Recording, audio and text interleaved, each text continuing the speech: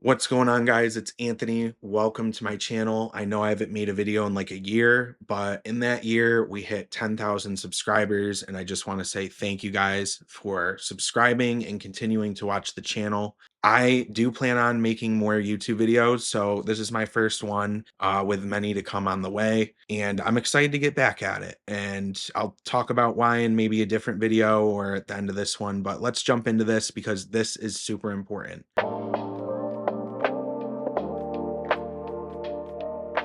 We're going to be talking about the DJI Drone Ban today. It's very unfortunate that we have to talk about it, but I feel like it's important that I make a video kind of going over it and addressing my concerns with the drone ban. Basically, the drone ban passed the House and it was originally proposed by Elise Stefanik, who is on the Republican side, if that matters. Countering CCP Drones Act is what it's called. And she basically did this with Mike Gallagher too, who's another Republican, and it targets Chinese manufactured drones. So think DJI, Autel.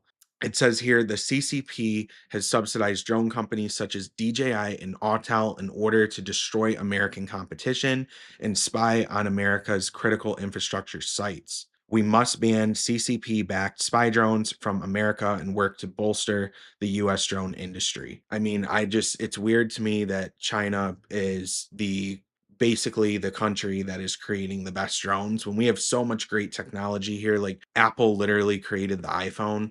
I just feel like one of these companies could step up to the plate and take on DJI to the level that they're doing it, creating drones that could rival the Mavic 3, rival the Mini series drones. But right now, that's not the case. And we rely on these drones. These drones are not sending video footage back to the Chinese Communist Party. The drones can be tracked. So it's kind of ridiculous to insinuate that these drones are just watching America's critical infrastructure sites without really backing that up with any data. She's just, they're just doing this to take away a freedom from the American people, in my view. She doesn't really believe what she's doing is for the good of the country. Like there's no way, because this whole thing just reeks of I'm a fraud politician and I'm just trying to get votes. That's what it reeks of. And so some good news that came out of this today is the Senate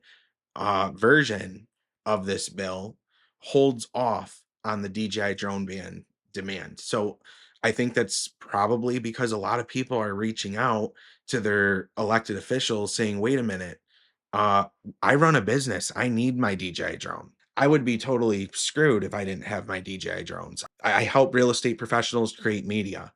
That's like everything I do is with this drone other than the inside. All the outside stuff pretty much is done with these drones. Video from a low level, from a high level, from an aerial level. Like these drones are such an amazing tool. And like, honestly, how dare the government insinuate they're going to ban DJI? Like, and then those same politicians are going to sit there and say that we have an free market capitalist system, and it's such crap. It's only free market capitalism if they agree with it. So I'm glad to see this development. One thing that really concerns me though is the Trump shooter, I guess, used a drone to survey the area. So it says that Thomas Matthew Crooks surveyed the location with a drone. That's the thing. Likely, probably DJI drone, because most of the drones sold in the United States are DJI drones. This sucks because this right here is one of those situations where they can point to and say like this is why we don't want them. But anyway, we'll see what happens. Good news out of the Senate. Stefanik and Gallagher really should educate themselves on what they're doing because they don't have any clue. And yeah, that's pretty much my opinion. So thanks for watching.